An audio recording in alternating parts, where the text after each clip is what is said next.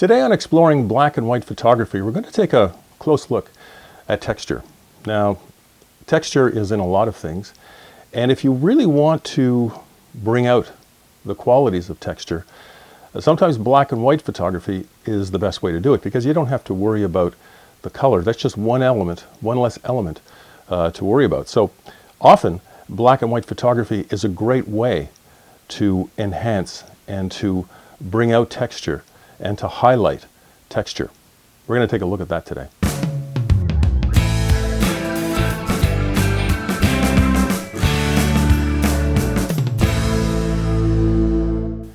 So why is texture so important to us in black and white photography? And why is it so important to us in general? Well, it's because it's the one thing that we want to touch. Now, if you see color, you may go, wow, that's beautiful. Look at the red or something like that. Or you may see some lines, or you may see some shapes, some forms, and be impressed by those. But it's texture that makes you want to reach into the photo and touch.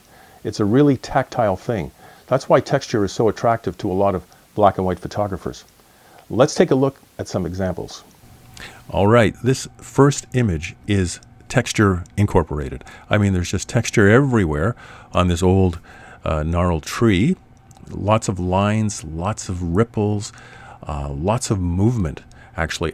This tree, for me, is extremely creepy, by the way. I call this the Cyclops monster tree because of this eye that's looking back right here. That looks like this tree looks like it's looking right back at you, some kind of a big old sleepy tree. But it's the texture.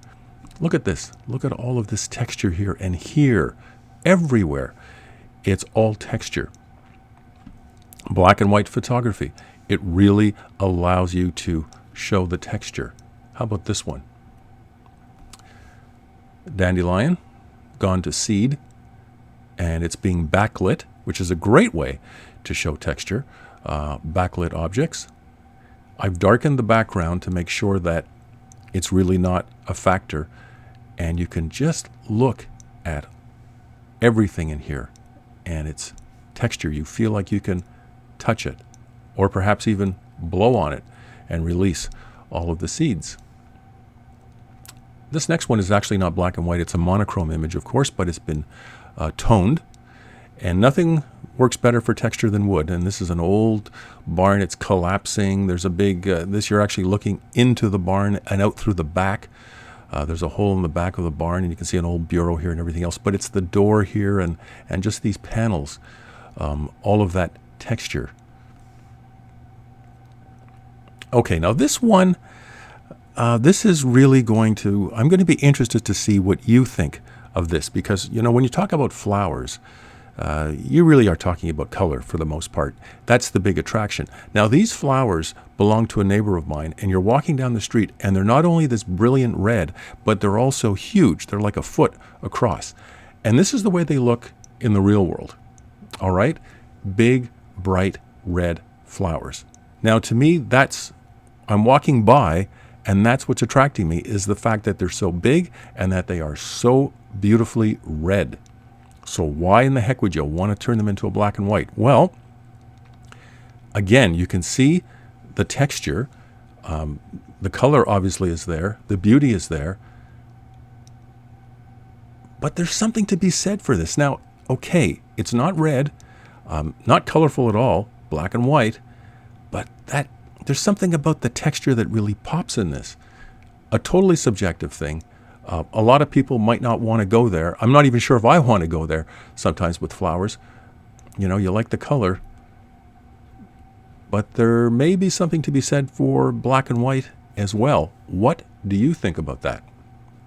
Okay, wrinkled knuckles, the back of a hand, and you can actually see the pores, you know, and the skin, a little bit of hair here.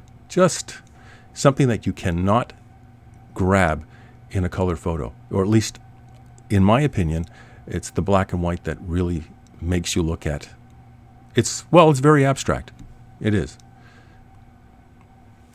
Here's some sand in Prince Edward Island, Canada, and you actually feel like you feel like you're walking right here. I mean, look at this. You're just taking your next step out on this evening on the sand.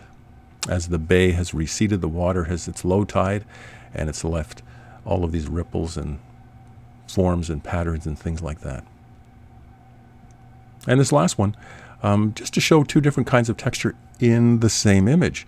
Now here is a brick wall, and you feel like you can lean on this thing. I mean, you can see the texture in here, but I've used a slow shutter speed, and now the water over here is rushing around the corner here, around this pylon here. It's rushing around, and it's soft.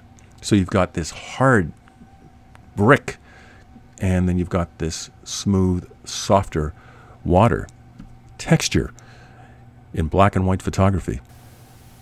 Texture can be a really interesting, creative, and powerful tool in your black and white photography arsenal.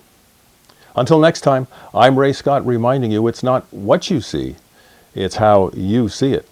And I'll see you soon.